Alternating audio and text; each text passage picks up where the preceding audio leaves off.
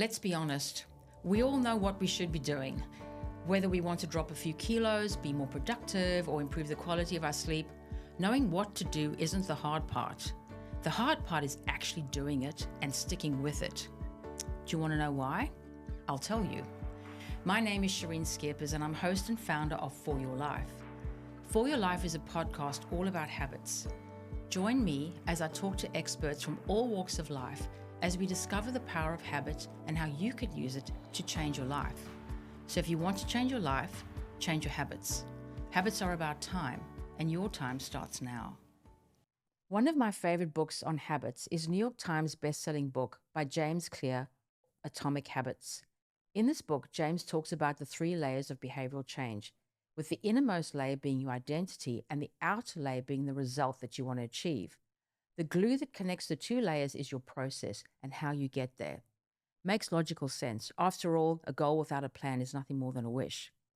So having a system and a process is essential for making permanent change. It's how you get the outcome you want to be the person you want to be.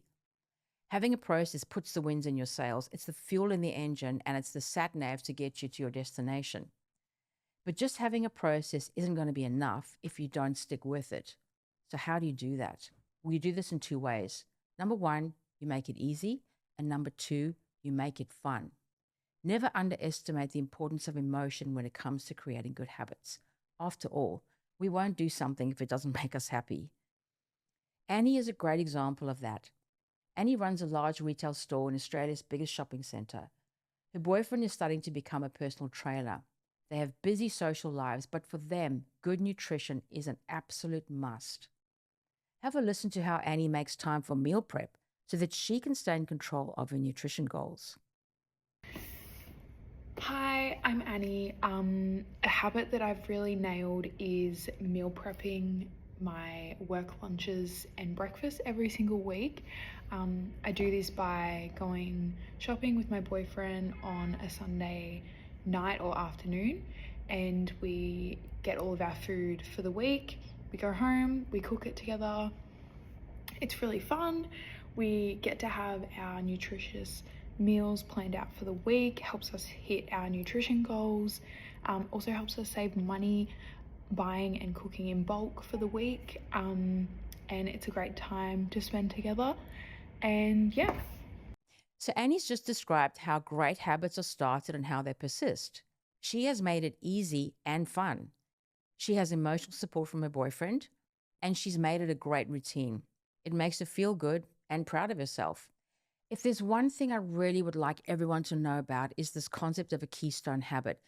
A keystone habit is an uber habit because it supports and creates other habits. So think of it like a stack of dominoes. The keystone habit is the one that you need to knock down for all the others to fall. So instead of having to change lots of habits, think about the one habit that you can change that will fix all the other things. Makes sense. So one of my favorite examples of a keystone habit is eating breakfast. Just this one simple thing has a ricochet effect on your nutrition and energy for the entire day. It really sets you up for success. Have a listen to Melissa Leahy talk about this. Melissa is a wonderful clinical nutritionist. I recorded an episode with her a while ago on good habits for nutrition.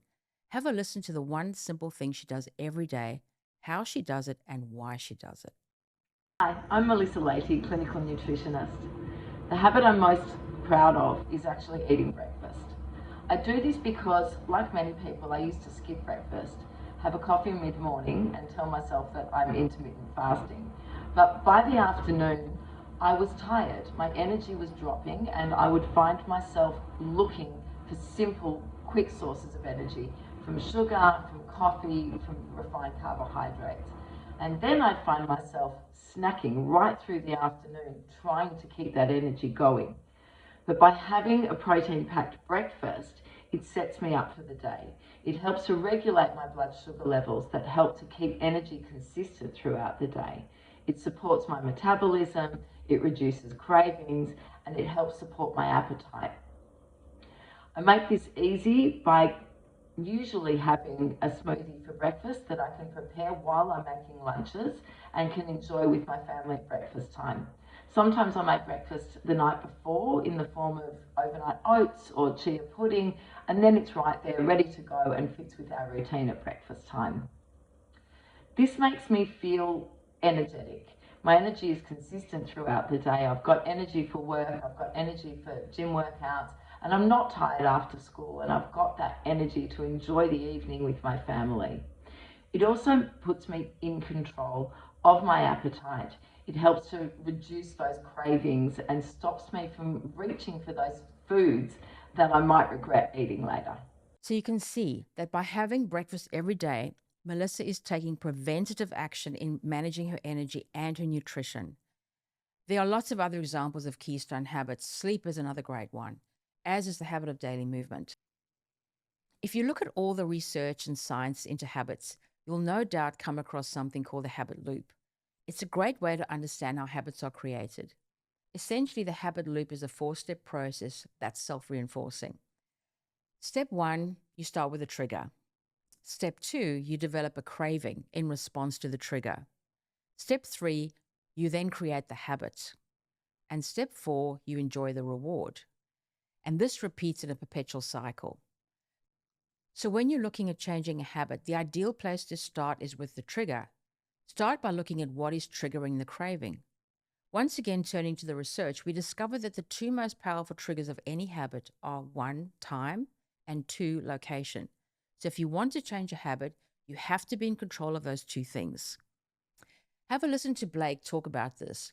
Blake is a very smart and hardworking engineering student who needs his sleep. In this short video, he explains how he's managed to control his triggers and change his habits. Hi, I'm Blake, a software engineering student at Monash, and play a bit of cricket on the side. One habit that I've developed recently is not going on my phone for about the hour before bed. I've been able to do this by charging my phone actually away from the side of my bed, not using the power point that's next to my bed, just to sort of create that separation between me and it, which reduces my tendency to reach for it when I can't sleep or whatever. And I've done this because I struggle quite a lot with my sleep in terms of being quite an active sleeper, and I grind my teeth quite a bit. So I find by winding down and not having my phone next to me and being on my phone, that my quality of sleep improves and the teeth grinding also improves. So for Blake, who is trying to get a better night's sleep, he has to manage his triggers. Again, the most powerful triggers are time, getting ready for bed, and location, being in his room at night. By changing these 2 triggers, he's able to reduce his nighttime phone use and get a better night's sleep. I hope you've enjoyed this. Thanks for listening to another episode in the podcast series For Your Life.